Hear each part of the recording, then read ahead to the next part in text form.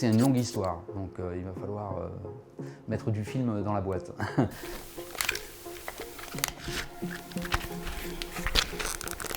Pour moi, une belle chaussure sur mesure, on va dire, c'est surtout un chausson bien adapté pour le client. Le sur-mesure, c'est pas forcément sur-mesure, mesure au pied, mais c'est aussi interpréter ce que le client a dans sa tête.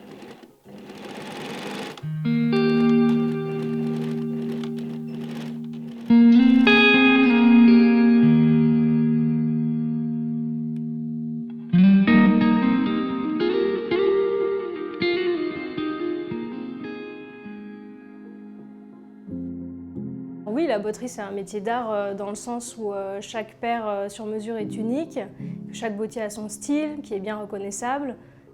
Personnellement, je ne me considère pas forcément comme un artiste, je me considère plus comme un artisan parce que en fait, je ne réalise pas des objets ou des pièces artistiques, je réalise plus des objets avec des contraintes.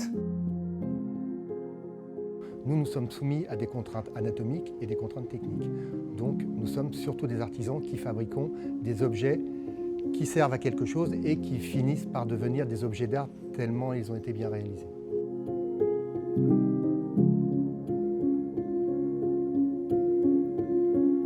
Le bottier, pour moi, c'est quelqu'un qui fait le lien entre le beau et l'utile. À la fois, il est artiste, c'est le propre du beau, et il fait quelque chose qui va servir. C'est là où il y a l'artisanat. Pour moi, la première valeur de la botterie, évidemment, c'est la perfection et l'excellence du geste, du métier, donc, et la connaissance parfaite du métier.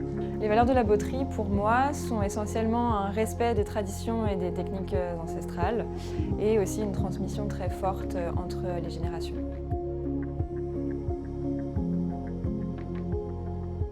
Les qualités pour être bottier aujourd'hui sont d'abord des qualités humaines, je pense. C'est beaucoup de ténacité, savoir se remettre en question, savoir se challenger et ne jamais se dire que tout est acquis. Il faut toujours se dire que c'est un nouveau défi et qu'on doit le relever. Mais c'est aussi surtout pour le bottier qui reçoit un client, c'est son ouverture d'esprit absolue. Il faut se laisser imprégner par ce que le client va lui apporter.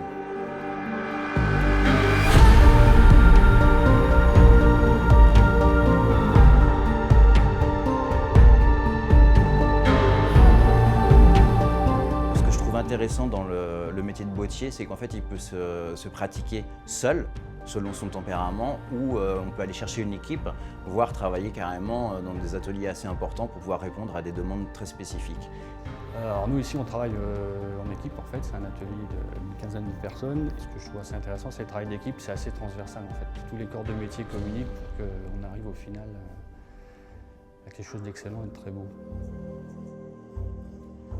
Mais moi, étant formier, derrière, je vais travailler avec le patronnier. Le patronnier va travailler avec le piqueur. La personne qui a fait la tige va travailler avec l'ouvrier de pied pour que tout soit mis en place, etc. Donc, c'est tout le long du processus, il y a beaucoup d'échanges et c'est très humain en fait. C'est un métier très humain. C'est un métier qui se transmet de génération en génération. Il y a un savoir-faire ancestral qui est très complexe et ça passe beaucoup par le bouche à oreille, il y a très peu d'écrits. C'est un métier, comment est-ce qu'on transmet ce métier? C'est pas avec des livres, c'est pas avec des PowerPoint, c'est avec la parole, avec le geste. On doit montrer, on doit toujours être à côté de la personne qui reçoit ce métier. Le plus important, c'est la retransmission, l'échange avec, on dit le maître, le métier, mais ça c'est un truc important, quelque chose qui moi m'a apporté tout au long de ma formation et encore, et aujourd'hui je travaille toujours avec mes maîtres.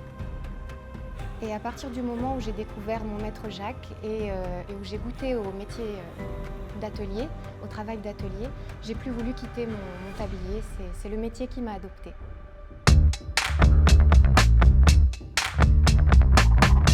Il n'y a pas d'innovation sans tradition. Pour moi, la tradition, c'est la condition de la vraie innovation. Si on veut faire de beaux souliers, il faut savoir comment on les fait, il faut connaître les matériaux. Tout ça, ça nous est transmis depuis des années et des années. Les techniques qu'on se passe de génération en génération de manière traditionnelle permettent justement un socle solide pour pouvoir innover. Là, actuellement, il y a des choses qui existent, comme la gravure laser, qui permet de faire des choses qui ne sont pas opposées à la tradition. Hein. C'est juste que ça nous permet d'exercer ou de pratiquer une personnalisation à moindre coût, chose qu'on ne pouvait pas faire avant. L'imprimante 3D permet de réaliser des objets ou pour faire des pièces uniques, chose auxquelles on n'avait pas accès avant. L'innovation va apporter un confort de travail à l'artisan qui ne va en rien gêner la tradition.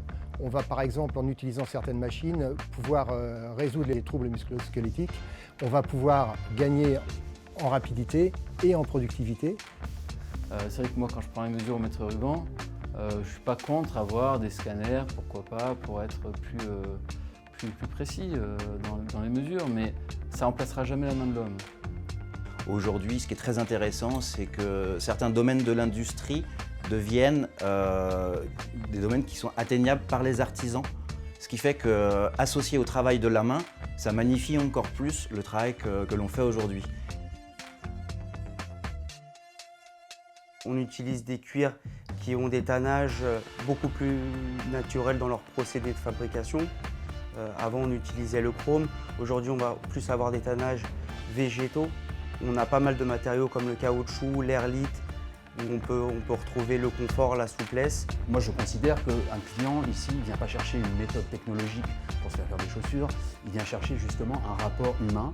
Et pour lui, l'importance presque principale de ce qu'il vient chercher, c'est la relation humaine. Donc il vient chercher un homme qui s'occupe de lui et qui va lui faire quelque chose et qui va le regarder surtout.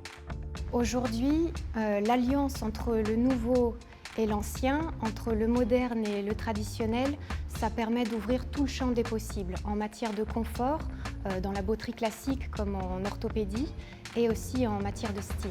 On peut tout faire aujourd'hui. L'innovation permet d'aller de l'avant dans la fabrication et de sortir des nouveaux produits tels qu'aujourd'hui les baskets, les choses qui ne se faisaient pas avant chez les bottiers. Les mentalités ont changé, effectivement, les besoins ont changé, les envies ont changé et il faut être à l'écoute de ça. Et actuellement, au XXIe siècle, c'est la basket, c'est le sneaker qui prend le dessus. La sneaker, elle colle à son époque en fait. On a besoin d'aller vite, on a besoin d'être léger, d'être confort, mais on peut arriver à faire de la belle sneaker sur mesure. La botterie aujourd'hui, elle est dans son époque et elle l'était il y a 50 ans et elle le sera encore dans 20 ans, encore plus dans 20 ans parce qu'aujourd'hui on est dans une société qui bouge beaucoup, qui évolue énormément. On se rend bien compte qu'on a consommé beaucoup trop et pas de la bonne manière. Et plus ça va, plus on avance vers des techniques qui nous permettent de consommer le plus correctement possible. Et alors maintenant, on est dans une époque de recyclage, et là, il commence à y avoir 2-3 trucs très intéressants. Il faut y amener un petit peu de couleur, je pense. Il n'y a pas encore assez de couleur dans cette façon, mais il y a dans les synthétiques et même dans les cuirs, vu qu'on en utilise moins, enfin moi j'en utilise moins, je veux faire moins mais mieux. On réalise des pièces uniques, des pièces durables. Il n'y a pas de fabrication de masse. Voilà. Et on est totalement en accord avec l'écologie et la pensée du moment, voilà, par rapport à la planète.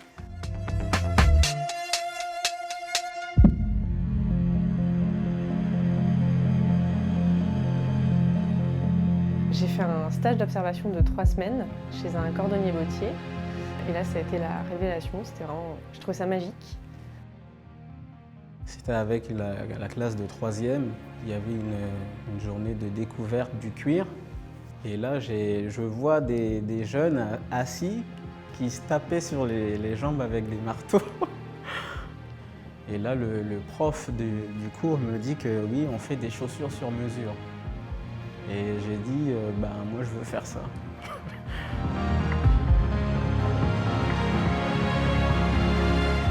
Alors j'ai décidé de devenir bottier, déjà parce que j'avais des aptitudes manuelles.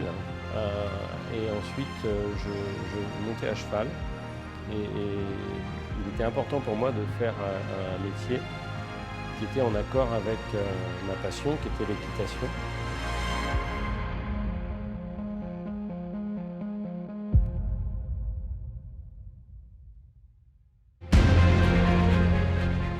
Il n'y a jamais de limite, sauf celle qu'on peut s'imposer à soi-même. Donc après, chacun est libre de créer quelque chose qui lui ressemble, de travailler de la façon dont on souhaite. Et ça, c'est hyper important pour un métier qui dure toute une vie.